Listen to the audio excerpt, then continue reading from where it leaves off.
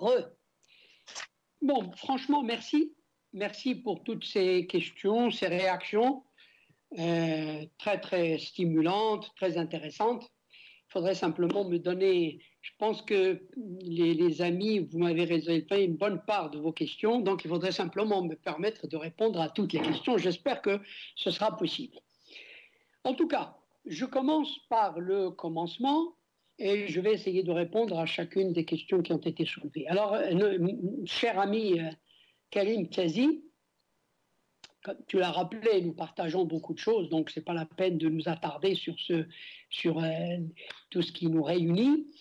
Maintenant, effectivement, je pense que tu as soulevé très légitimement des vraies questions, sauf là aussi, à condition qu'on puisse simplement s'entendre là aussi sur le contexte et sur le cadre où tu poses la question. Tu fais la distinction entre le relatif et l'absolu, ben à partir de ce moment-là, on est d'accord. Vous savez, si on se met à relativiser, ben on est toujours d'accord. Je veux dire par là que, par exemple, pour prendre cette question de l'initiative privée qui me paraît une vraie question. D'abord, parce qu'on a vécu plusieurs fois l'exemple ou les cas historiques, notamment de la Corée du Sud, on a dit à juste titre, aussi bien Raja que Syed Razavi, vous avez mis en avant le rôle de l'État, très bien. Moi, je voudrais aller plus loin. Et je voudrais simplement dire qu'à côté de ce rôle absolument essentiel de l'État, je crois, et je pense que là aussi, il y a une très grande littérature maintenant sur la question. Ce qui a fait la différence en réalité entre la Corée et le Maroc, qui, je rappelle tout de même, non seulement ce que chacun sait, qu'au début des années 60, les deux pays avaient le même revenu par tête, etc.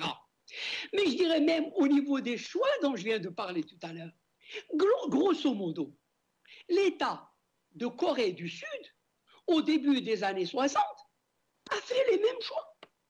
Il a fait le choix du pari sur le privé et il a fait le choix de l'intégration dans l'économie mondiale. Et là aussi, le parallèle, on peut le prolonger. C'est vrai que l'État marocain, je l'ai dit, j'ai beaucoup insisté sur les différentes politiques qui ont eu pour objectif justement de soutenir, d'appuyer, de renforcer les bases du secteur privé. Mais oui, évidemment qu'en Corée, l'État s'est beaucoup impliqué, a beaucoup soutenu, a beaucoup encouragé, a encadré, etc. Donc on peut prolonger le parallèle jusqu'à, jusqu'au point justement où on s'aperçoit qu'à un certain, la vraie différence en vérité entre l'expérience marocaine et l'expérience de la Corée, la vraie différence qui a fait ensuite qu'effectivement les deux courbes, les deux trajectoires ont divergé. J'affirme que la vraie bifurcation, elle s'est faite justement au niveau de la réaction du secteur privé, de la réponse du secteur privé. En Corée, encouragé, encadré, on est d'accord. Mais à un moment, les fameux chaebols, sont devenus ce que vous connaissez maintenant. Samsung, LG, Hyundai, etc., ce sont aujourd'hui des grands conglomérats privés. Et donc, en Corée, la différence est qu'à un moment de l'histoire, je pense qu'on peut le très raisonnablement situer cela au tournant des années 70-80, on va dire les choses comme on les dit. La bourgeoisie de Corée, qui a effectivement bénéficié de toutes les aides de l'État, à un moment, est devenue justement cette classe entrepreneur qui a su, d'abord c'est très important, prendre son autonomie vis-à-vis de l'État. Prendre son autonomie vis-à-vis de l'État. Avoir ses propres projets de développement. Avoir ses propres projets d'investissement. Avoir ses propres projets, c'est même ses propres laboratoires de recherche. Passer de la recherche fondamentale à la recherche appliquée. Avoir une politique de marketing à l'échelle mondiale. Ça, c'est la bourgeoisie, c'est la classe entrepreneuse de la Corée du Sud, ou même à une autre échelle, évidemment, de la Turquie ou de la Thaïlande, etc. au Maroc, malheureusement, nous n'avons pas vécu cela. Nous n'avons pas connu cela. Nous voyons aujourd'hui encore à quel point le patronat reste tellement... Que voulez-vous dire? Sincèrement, je veux rester courtois. Mais est-ce qu'on peut parler d'une autonomie déjà du patronat vis-à-vis de l'État quand on voit comment les dirigeants de la CGM sont désignés? Je veux dire, malheureusement, la vraie divergence, la vraie différence entre l'expérience marocaine et l'expérience asiatique, c'est qu'au Maroc, je peux vous assurer, je le dis pas avec plaisir, combien aurais-je aimé pour mon pays, pour le développement de mon pays, que, effectivement, à un moment donné, eh bien oui, cette bourgeoisie qui a tant et tant et tant et tant bénéficié des avantages de l'État, soit en mesure de prendre son envol, d'avoir son autonomie, d'avoir son projet et de se mettre effectivement dans de vrais projets de croissance, de développement industriel, agricole, des services, bref, des projets. Ce n'est pas le cas, malheureusement. On peut le déplorer, mais donc c'est pour ça qu'à mon avis, si on ne garde pas en tête cette idée fondamentale, et encore une fois, c'est une donnée, on n'a pas, à la limite, on n'a ni à s'en plaindre, ni à s'en vanter, c'est un fait, malheureusement structurel, qui, je répète, lié à la nature. Alors, il faudrait revenir à l'histoire, aux relations de la bourgeoisie ou disons, de ce qui fait fonction d'élite économique dans ce pays au 19e siècle et ses rapports avec le Makhzen, etc. On n'a pas le temps de tout ça. Il reste que, pour ceux, les amis qui me disent, à juste titre, qui me disent qu'effectivement, on ne peut pas comme ça aussi facilement jeter le bébé avec l'argent, avec le lot du bain, etc. Donc, en parlant du secteur privé, je dis, pourvu que cette classe sociale arrive effectivement à avoir son autonomie et son projet. Et je l'ai dit dans mon intervention, j'ai dit qu'il n'est pas question de jeter l'anathème sur le secteur privé. Le secteur privé doit continuer à se développer. Sauf que, et c'est pour ça que d'ailleurs j'ai cité le haut commissaire au plan, j'ai cité El Halimi. Et je trouve qu'effectivement, son approche est tout à fait correspond à la réalité. C'est d'une certaine manière la chose. Il s'agit de dire la chose suivante. Les choses étant ce qu'elles sont. Les choses étant ce qu'elles sont. Il n'est pas raisonnable de continuer à parier sur un secteur privé qui, depuis 50 ans ou 60 ans, mon cher Razaoui, ou 65 ans. Moi, j'y compte 50 ans parce que je considère que la stratégie s'est élaborée à partir des années 60. Mais peu importe. Donc, depuis 50 ans, 60 ans, il n'est pas raisonnable de continuer à tout miser sur cette classe sociale, alors que, je répète encore une fois, de manière objective, tout indique, tout montre, qu'elle ne joue pas, qu'elle n'est pas en mesure de jouer le rôle. Donc je réagis comme le fait le haut commissaire, je dis, l'État n'a pas bien sûr à entraver le secteur privé. Il n'a pas à l'évincer, mais il n'a pas à attendre indéfiniment, donc à continuer à faire dépendre le développement de ce pays du bon vouloir entrepreneurial de ce patronat qui n'en est pas réellement, qui n'est pas à la hauteur de la situation. Donc voilà, très bien, si le secteur privé fait sa révolution un jour, tant mieux, mais l'État ne peut pas se permettre enfin d'attendre indéfiniment. Donc il faut, d'où la nécessité d'orienter. Quand je dis reprends la main, ça, évidemment, là aussi, il ne s'agit pas de revenir à des schémas éculés, il ne s'agit pas de revenir à la logique soviétique. Personne ne parle de cela. Nous dit une économie mixte, c'est une économie qui garde au secteur privé toute sa part, mais qui ne fait pas, qui pousse, qui avance sur tout ce qui peut relever d'une économie plus équilibrée où la logique collective, la logique publique, le bien collectif, la solidarité est primordiale.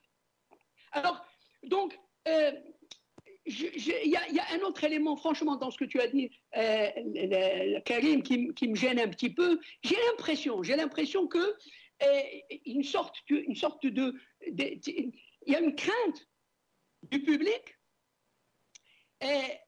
qui est presque associée, tu l'as dit, je pense, qui est associée aussi, par exemple, à la rente, à l'économie de rente. Enfin, comme si le secteur privé n'était pas au cœur de la logique de rente. Un des grands problèmes là aussi des dysfonctionnements de cette économie, c'est que nous avons et les deux questions sont liées, hein, ce dont j'ai parlé tout à l'heure, c'est-à-dire la nature de cette bourgeoisie, en fait, a fait qu'elle a été tellement habituée, en fait, à vivre, non pas à partir de son propre mérite, justement, mais la méritocratie, bravo, qui serait contre la méritocratie? Très bien. Sauf que le problème, c'est que cette catégorie dont nous sommes en train de parler, c'est tellement habitué en fait à gagner, à accumuler ses profits, non pas sur le marché, non pas sur la compétition, non pas sur les gains de productivité, non pas sur la valeur travail, mais simplement sur sa proximité, disons-le clairement, avec le pouvoir politique. Le mariage malsain entre le pouvoir politique et le pouvoir et les affaires, soyons clairs, et les affaires, c'est une des plaies majeures. Mais regardez tout ce qui se passe depuis quelque temps, pour revenir juste à 2018. Qui est aujourd'hui au cœur des plus grands scandales d'entente, de népotisme, de rente, si ce n'est d'abord le secteur privé? Donc, soyons juste bien, sachant que, et ça c'est une précision qu'il faut absolument faire et clairement, il est évident que quand on parle de réhabiliter l'État, de réhabiliter le secteur privé dans ses fonctions d'accumulation et de répartition, attention, et tu le sais très très bien mon cher Kamel, nous ne parlons pas de l'État tel qu'il est aujourd'hui. Nous ne parlons pas de cet État qui, le moins qu'on puisse dire, est en déficit démocratique à différents niveaux. Nous sommes en train, nous parlons de l'État démocratique. Donc un État, d'ailleurs je réponds aussi à la question du secteur public, et on est dans l'actualité. Aujourd'hui on est en train de parler de réforme du secteur public. Mais enfin, peut-on oublier que le secteur public, la problématique du secteur public est en fait, au fond, la problématique de l'État? Peut-on imaginer une véritable réforme du secteur public sans commencer par réformer l'État? Je vais y revenir d'ailleurs à cette réforme de l'État. Mais c'est simplement pour dire, il suffit simplement de clarifier les choses pour qu'on s'entende, pour qu'on soit sur les questions de fond. Alors, je passe rapidement pour ne pas prendre trop de temps. Sur la question évoquée par Fouad Laroui.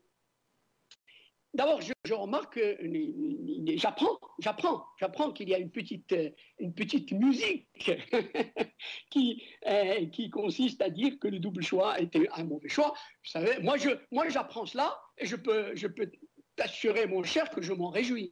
C'est très très bien qu'il y ait cette petite musique au sein de la commission et j'espère qu'elle deviendra une grande musique. Et ce genre de débat, à mon avis, est là pour essayer de donner de la consistance. Il ne s'agit pas de petite musique, il s'agit d'arguments de fond, il s'agit d'échanges qui permettent de convaincre et de se laisser convaincre sur les choses essentielles. Alors, sur le point essentiel qui a été évoqué, là aussi, encore une fois, soyons clairs, cher Al-Razaoui, tu l'as dit,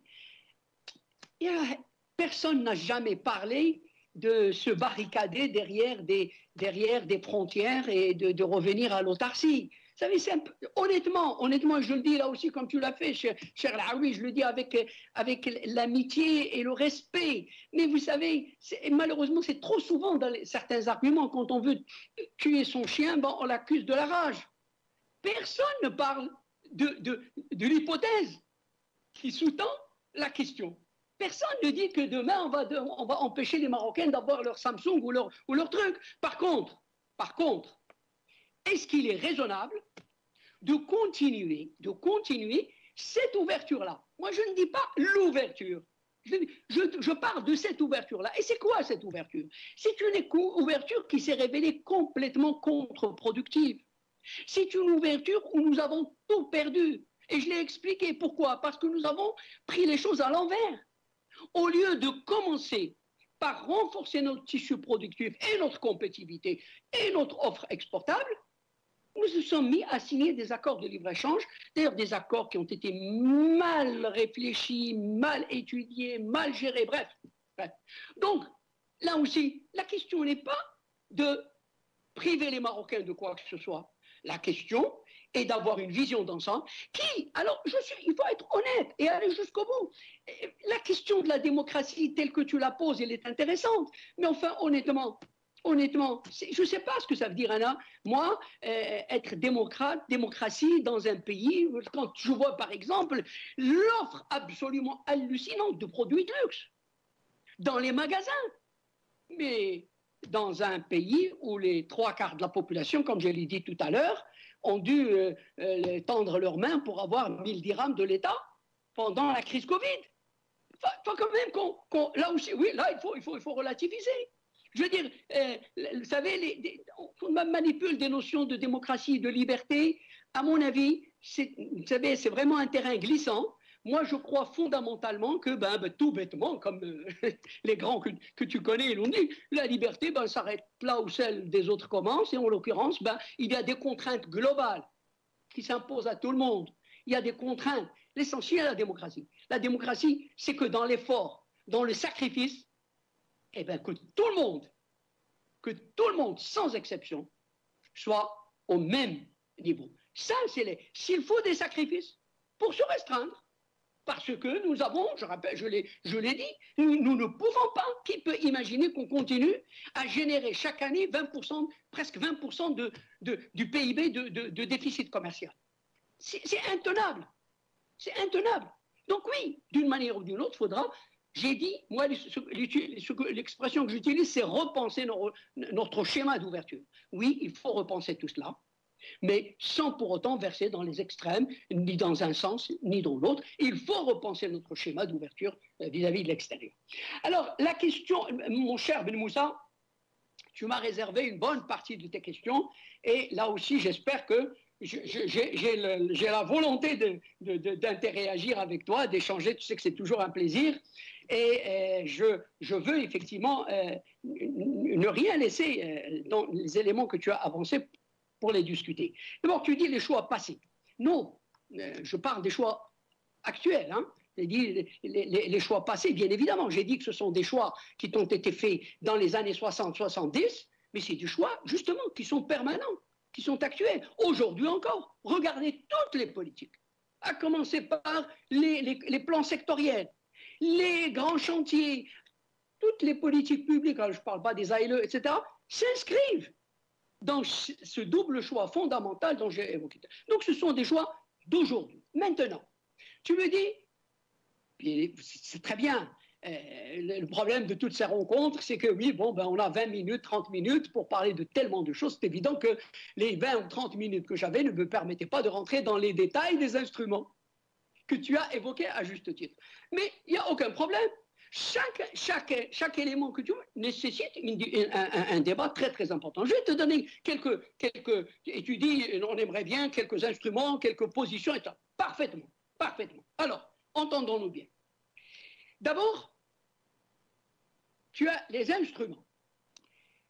J'ai dit que, par exemple, si on veut réhabiliter les fonctions d'accumulation et de répartition de l'État, il est évident que cette réhabilitation ne va pas sans véritable système de financement qui soit pérenne, qui soit efficace, qui soit équitable.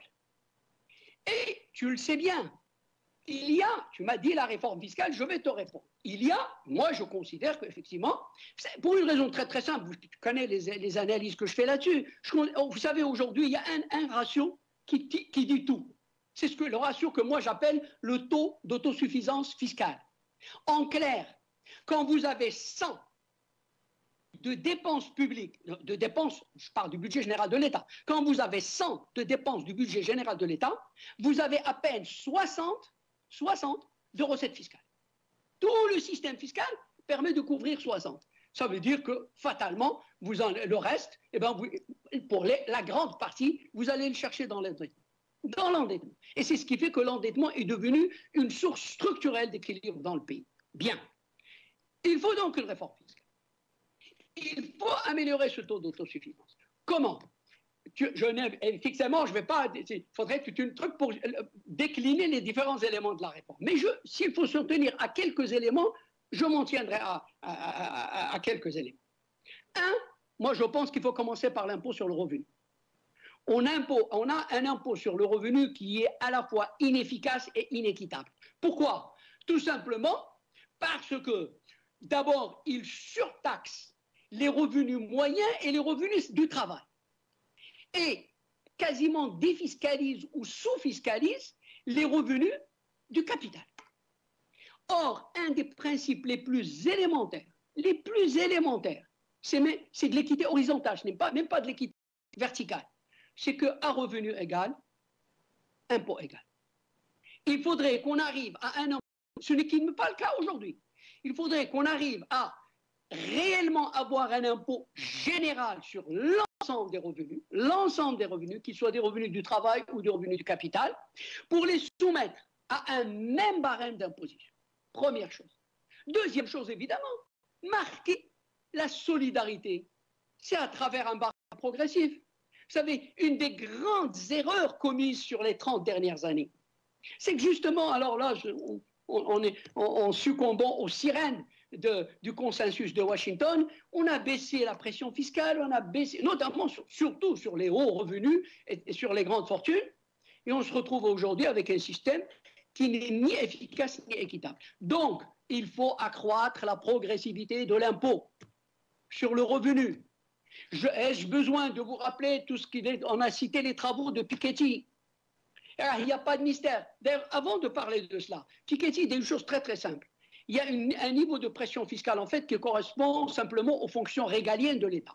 Si vous avez une pression fiscale de 10-12%, vous êtes capable de répondre tout simplement aux besoins de l'État régalien, l'ordre, la justice, etc. Par contre, pour aller vers l'État protecteur, l'État social, l'État de la protection réellement globale du citoyen, il faut augmenter le niveau de pression fiscale. Nous avons aujourd'hui un niveau de pression fiscale qui ne peut pas objectivement permettre de financer l'État social. Donc, je suppose que chacun est désireux. Donc, oui, il faut augmenter la pression fiscale, sauf qu'il faut l'augmenter surtout sur les parties de l'assiette fiscale qui aujourd'hui soit n'est pas fiscalisée, comme dans l'agriculture par exemple, soit très largement sous-fiscalisée, comme les revenus du capital, les profits, les plus-values, etc., etc. Donc, il faut augmenter la pression fiscale sur les hauts revenus et gagner les autres composantes de l'assiette fiscale qui aujourd'hui ne le sont pas. Deuxièmement, l'impôt sur les sociétés. Najib, on a encore 3 minutes. Eh ben, moi, je veux répondre à mon ami. Oui, bien sûr. Il faut, oui, hein. Mais il y a aussi à tous les collègues. Alors, en deux mots, moi je pense, je ne peux pas ne pas le dire, puisque tu me parles de réforme fiscale, c'est évident qu'il faut un impôt sur les grandes fortunes. Dans un pays où les inégalités sont ce qu'elles sont, il est impensable qu'on ne puisse pas avoir un véritable impôt sur les grandes fortunes. Il est impensable qu'on ne puisse pas avoir un impôt sur les successions, avec également une progressivité. Mais si j'ai le temps, je vous parlerai de l'expérience des pays qui nous donnent des leçons, hein, des pays européens et américains, historiques. Hein. Mais bon, on n'a pas le temps. Mon cher Moussaoui, tu sais très bien, sur les autres volets de la... C'est Najib, c'est qui Moussaoui? Pardon, Ben Moussa. Tu sais, très souvent, je te dis, mais c'est juste... Moi, Najib, je voulais dire que la commission, normalement, reçoit le détail des réponses, etc., par écrit, le cas échéant. Donc, d'accord, il y a toujours possibilité de revenir et de détailler. Voilà, non, je ne vais pas détailler, juste alors des têtes de chapitre. Sur la question de la politique monétaire, par exemple, est-ce qu'il est possible d'accepter ce qui est en train de se... Nous avons une politique qui n'est pas simplement orthodoxe, en fait. Moi, je considère que c'est du masochisme ce que nous sommes en train de faire. Tu sais très bien que, par exemple, la pseudo-indépendance de la Banque centrale est une aberration, du point de vue démocratique d'ailleurs.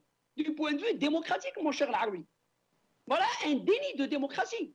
Des technocrates que personne n'a jamais élus et qui définissent les politiques décisives sur la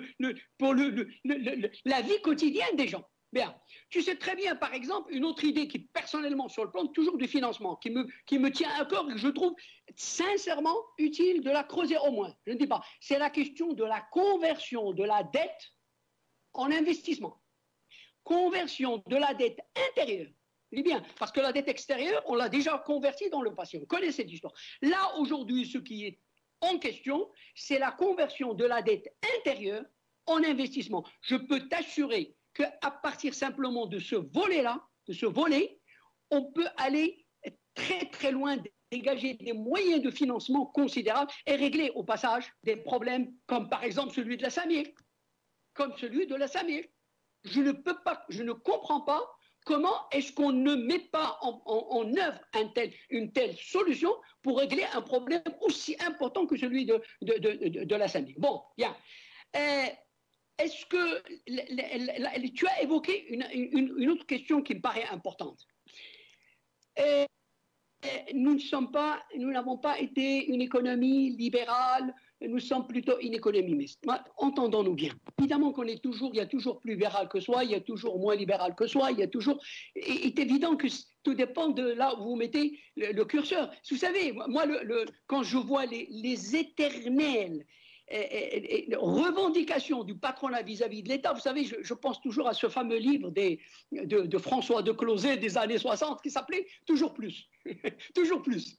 Alors lui, de Closet parlait des syndicats. Là, on parle du syndicat du patronat. Je veux dire, si on s'en tient à Najib, le patronat est un syndicat.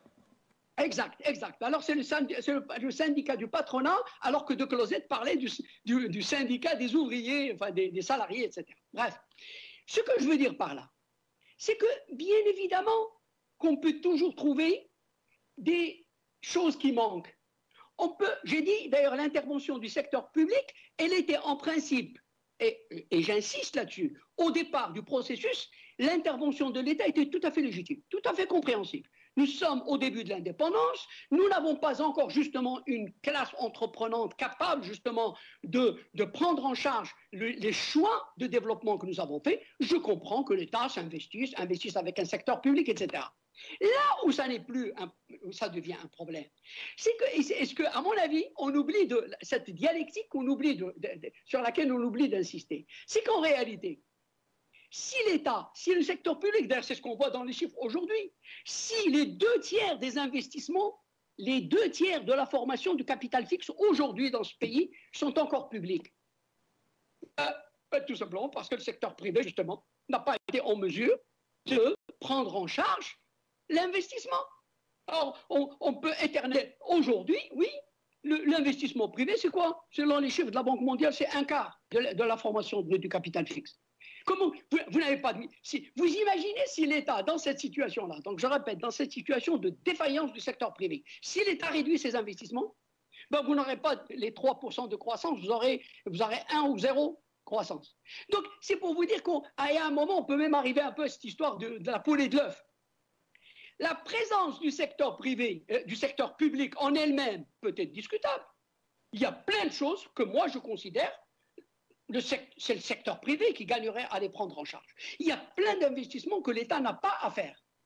Mais face à la défaillance du secteur privé, qu'est-ce que vous préférez? Qu'est-ce que vous souhaitez? Qu'est-ce qu'on peut faire d'autre que, on a presque envie de dire, heureusement qu'il y a encore des investissements publics, parce que ça permet de maintenir un niveau de croissance, même si vous connaissez l'ICOR est catastrophique. Et d'ailleurs, ceci explique cela. Moi, je considère que si l'ICOR, c'est-à-dire finalement cette relation entre le taux d'investissement et la croissance, est si catastrophique, c'est aussi parce que justement la plus grande partie de l'investissement, elle est publique. Et on sait que malheureusement, c'est là où on revient au système politique, une grande partie des investissements publics ne sont pas déterminés en fonction de critères d'efficacité, de rentabilité économique, sociale, financière. Malheureusement, sont déterminés plus en fonction de considérations, je dirais, allez, on va dire pour être simple, extra-économiques.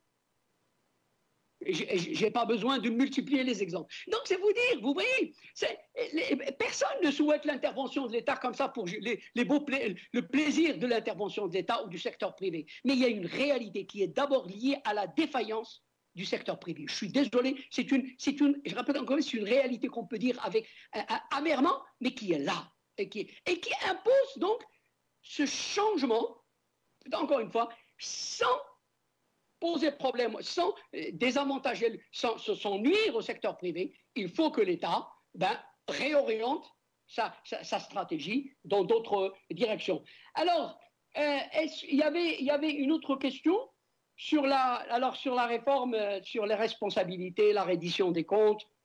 Et je vais terminer, si tu permets, Nordin, je vais terminer avec ça, si tu peux. Alors, là aussi, entendons-nous bien, parlons franchement, sans langue de bois, mais simplement, respectueusement, disons les choses.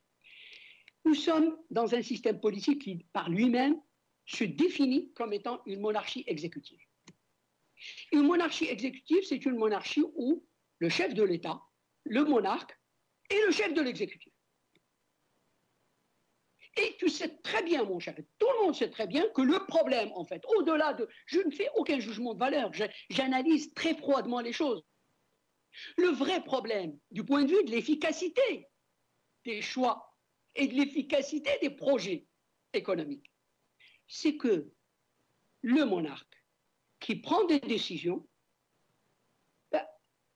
n'est comptable devant personne. Justement, il n'y a pas de reddition des comptes. La reddition des comptes, elle est dans la Constitution, mais elle n'est pas là où se formalisent et se prennent les décisions qui engagent la vie économique de ce pays. Tout le problème, il est là. Et donc, comment peut-on dire, bien évidemment, multiplier les propositions sur le Conseil de la concurrence qui devrait être comme ceci, comme cela, sur le Conseil économique et social, les institutions dont tu as parlé, très bien. Bien sûr qu'il y a des solutions, il n'y a aucun problème. Si on ne règle pas, je répète, cette anomalie dans le système politique, encore une fois, cette anomalie qui consiste aujourd'hui, encore une fois, je vous dis, simplement à accorder la décision, je parle de la décision économique, nous sommes sur le champ économique. Les choix dont j'ai parlé tout à l'heure, ce ne sont pas des choix qu'ont fait des gouvernements, allez, soyons clairs, quand même. Soyons clairs, ce ne sont pas des gouvernements. Les gouvernements, ils viennent, ils partent, ils repartent, etc. Ces choix encore, comment les amender? Comment on fait les réformer? Comment on fait en sorte pour qu'il y ait d'autres choix meilleurs si on ne lit pas la légitimité des choix, la responsabilité et la reddition des comptes au plus haut sommet de l'État, c'est-à-dire là où se prend la décision. Tout simplement. Là où se prend la décision. Et je répète encore une fois, appelez ce système ce que vous voulez, ça ne m'intéresse pas. Moi, ce qui m'intéresse, c'est le contenu. Et ce que je veux pour que l'économie de ce pays se redresse, pour que l'économie de ce pays reparte de l'avant, mais je veux que les choix qui déterminent cette économie-là, qui vont déterminer ce que vous appelez votre modèle, le modèle de développement, que ces choix soient définis en cohérence avec, alors ce qu'on appelle en économie la préférence des consommateurs, si vous préférez utiliser le langage économique, la préférence, moi je préfère parler des besoins de la population, en cohérence avec les besoins de la population, dans une prise de responsabilité qui soit claire et assumée, et dans la reddition des comptes.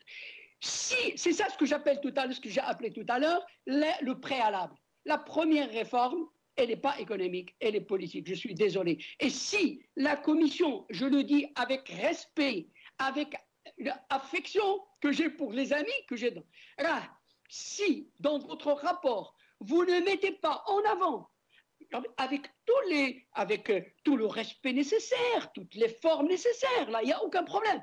Mais il faut que les choses qui doivent être dites soient dites. Et la première chose, elle est celle-là. Parce que, autrement, vous pourrez faire les meilleurs choix économiques possibles, les meilleures propositions de réforme possibles, et malheureusement, dans le meilleur des cas, elles subiront le sort du rapport du cinquantenaire auquel a fait allusion Razaoui, et c'est tout. Donc, il faut quand même que, encore une fois, on sent un moment de vérité. Il faut qu'on arrive à un moment où on dit entre nous clairement et franchement les choses. Merci Najib, merci beaucoup.